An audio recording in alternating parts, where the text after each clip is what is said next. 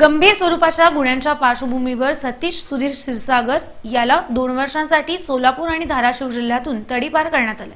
सतीश सुधीर क्षीरसागर वय 32 वर्ष राहणार न्यू बुधवारपेठ सोलापूर याच्या विरुद्ध सन 2012 ते 2023 या कालावधीत गैरकायद्याची मंडळी जमा करून दंगा करणं, जीवे ठार मारणं, नागरिकांना शिवीगाळ, दमदाटी तसंच मारहाण करून गंभीर दुखापत करणं यासारखे गुन्हे दाखल असल्यानं त्याच्या विरुद्ध जोडभावी पेठ पोलीस ठाण्याकडून महाराष्ट्र पोलीस अधिनियम 1951 कलम 56(1) अ ब